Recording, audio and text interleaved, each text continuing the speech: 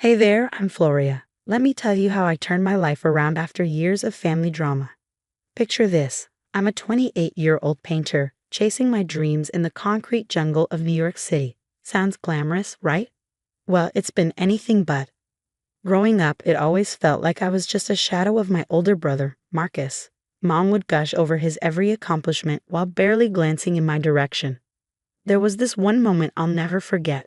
I'd won first place in the school art fair, a big deal for me. Heart pounding, I rushed home, blue ribbon in hand, only to have her barely look up from her phone. "That's nice, honey," she murmured before immediately raving about Marcus making the varsity football team. It was always the same. Marcus this, Marcus that. Don't get me wrong, I love my brother, but it hurt to feel invisible in my own family. Now, though, things are different. I got a little studio in Brooklyn, and my art is finally selling. And even more exciting, I'm getting married to the most amazing guy, Jack. He's been my rock through all the family chaos. "Your mom's going to lose it when she sees you in that dress," Jack said, a smile lighting up his face as we discussed the wedding plans. I wanted to believe him, I really did. So I picked up the phone and called Mom to make sure she had the date saved. "Hey Mom, just double checking that you're all set for the wedding next month." There was a long, heavy pause on the other end. "Oh, sweetie, about that. Marcus is having the grand opening for his new shop that day. I promised I'd be there to support him." My heart dropped. "But Mom, it's my wedding day. Can't you come to both? You know how important this is for your brother." "I'm sure you understand," she replied, her voice brisk.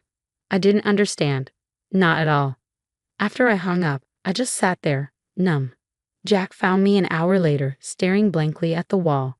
"Floria, what's wrong?" he asked softly.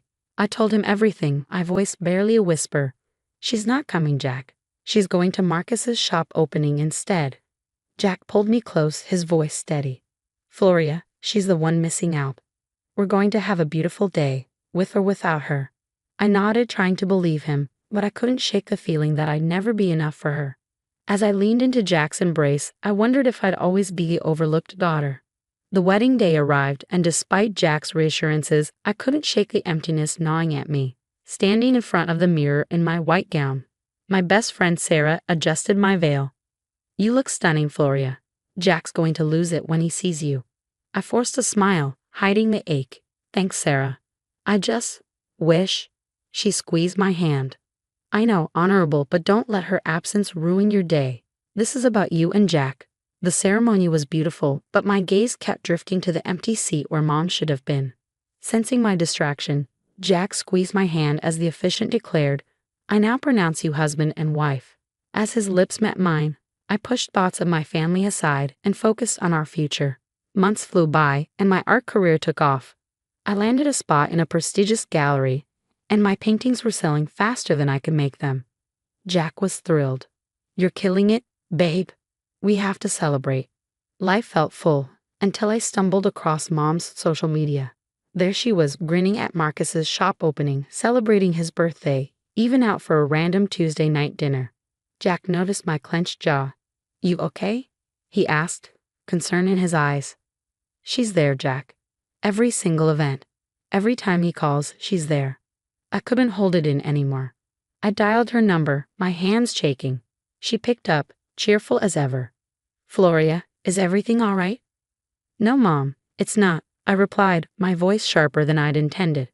"I've seen your posts. You've been at every single one of Marcus's events. Oh, honey, don't be so sensitive." My mom's voice sounded almost annoyed. "You know your brother needs more support with his business ventures. And I didn't need support on my wedding day." I asked, hurt bubbling up into anger.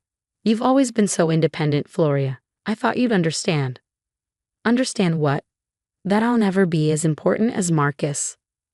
"Now you're just being dramatic. You know I love you both equally." I scoffed, feeling the sting of years of neglect sharpen. "Really? Because from where I'm standing, it looks like Marcus is your golden child, and I'm just an afterthought." "Floria, you're blowing this out of proportion. Maybe when you have kids of your own, you'll understand." "Understand what?" "How to play favorites." "No thanks." I hung up, my hands trembling. Tears filled my eyes as Jack wrapped me in a hug, his voice a gentle anchor. "You didn't deserve that, Floria. Your mom's behavior is toxic." I took a shaky breath, wrestling with the ache and the anger. What am I supposed to do, Jack? She's still my mom. Maybe, he said softly, it's time to create some distance. Focus on your art, on us. You don't need that negativity. He was right. I couldn't keep waiting for her approval, sacrificing my own happiness. You're right, I'm done trying to win her over. From now on, I'm living for me. That night, I blocked my mom and Marcus on social media. It hurt, but I felt lighter. The next morning, I went to my studio, picked up my brush, and felt a surge of freedom I hadn't felt in years. This was my life, my art, my choice. For the first time, I felt truly free. 2 years passed in a whirlwind of paint and success.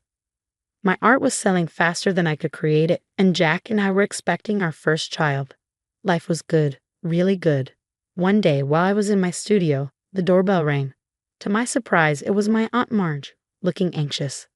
"Floria, sweetie, we need to talk." We sat down, and she fidgeted with her purse, a hint of fear in her eyes. "There's something you need to know about Marcus and your mother."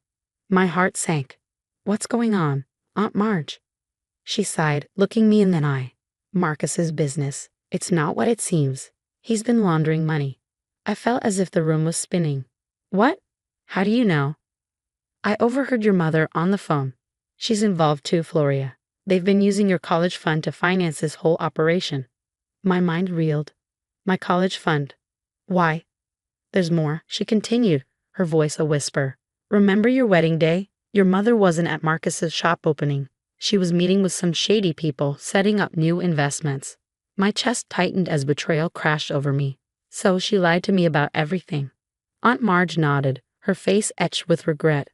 "I'm so sorry, sweetie. I couldn't keep this from you any longer."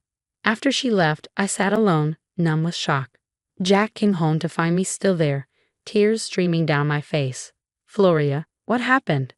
I poured everything out, my voice breaking as I recounted Aunt Marge's revelations.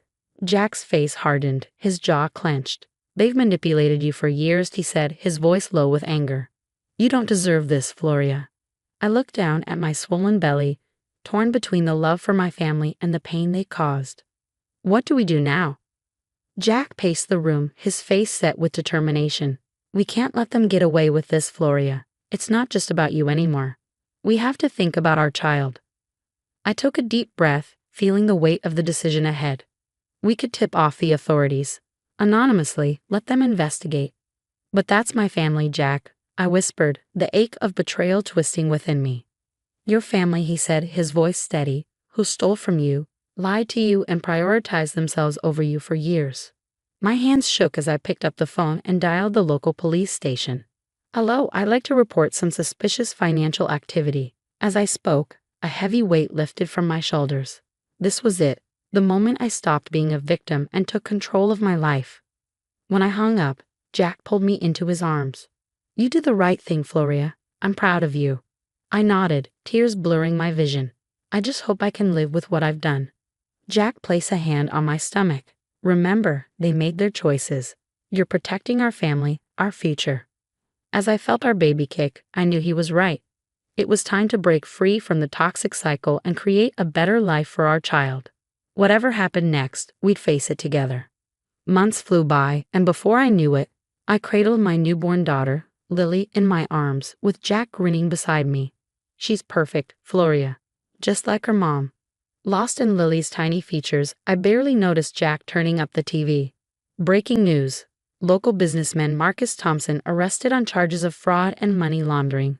The anchor announced. My jaw dropped as footage showed my brother being led away in handcuffs. Jack squeezed my hand. "You okay, babe?" I don't know. It's surreal," I whispered. Just then, my phone buzzed. It was my mom. I hesitated before answering. "Floria, thank God you picked up. It's all a mistake. You have to help us," she pleaded, her voice frantic. "Help you? How?" I asked, already knowing her answer. "We need money for Marcus's bail, and I need a place to stay. They've frozen all our accounts." Anger surged within me. "So now you need me? After years of treating me like I didn't matter?" "Honey, please, I'm your mother. Family helps family." "Family?" I scoffed. "You stole my college fund. You chose Marcus's schemes over my wedding day." I'm sorry, Floria. We can make this right, I promise. I looked over at Lily, sleeping peacefully in her crib. No, Mom, I have my own family to protect. I can't get involved in your mess. But where will I go? What will I do? I took a deep breath. Figure it out, just like I had to. Goodbye, Mom. I hung up, my hands shaking, and Jack pulled me close. You did the right thing, Floria, he murmured. We can't let them drive us back into their drama. 5 years went by in a blink. Lily had blossomed into a spunky little artist, and I was preparing for my biggest gallery opening yet. As I hung my final piece, Jack walked in with Lily in tow. Mommy, it's so pretty, Lily exclaimed, her eyes wide with admiration. I scooped her up, kissing her cheek. Thanks, sweetie. Want to help me name this one? As Lily pondered, Jack showed me his phone. Check this out. It was a news article. Marcus Thompson sentenced to 15 years. Mother struggles to find employment amid scandal. I felt a strange mix of emotions. Not quite sadness, not quite satisfaction. You okay? Jack asked. I nodded, glancing around the gallery. Yeah, for the first time in forever, I really am. Just then, a crowd started to gather. Art critics, buyers, even a few celebrities. Jack gave me a quick kiss. Knock 'em dead, babe. We'll be right here, cheering you on. I caught sight of my reflection in a nearby mirror. The insecure, overlooked daughter was gone. In her place stood a confident artist, a loving mother, and a devoted wife. Ready, Miss Thompson? My assistant asked, smiling. I squeezed Jack's hand and ruffled Lily's hair. More than ready. Let's do this. As I stepped forward to address the crowd, I felt nothing but gratitude for my chosen family and the bright future ahead. The toxic influences of my past were just that, in the past, and as I began my speech, I knew that the best was yet to come. Now here's a question for you. If you were in Floria's shoes, would you have tipped off the authorities about your family's illegal activities? Or would you have kept quiet, even after years of mistreatment? This dilemma pits family loyalty against personal integrity, and it's a tough call. What would you do in this situation? Share your thoughts in the comments below. Your perspective could spark some really interesting discussions. If you enjoyed Floria's journey and want to hear more stories like this, don't forget to hit that like button and subscribe to the channel. Your support means the world to us and helps bring more compelling stories to life.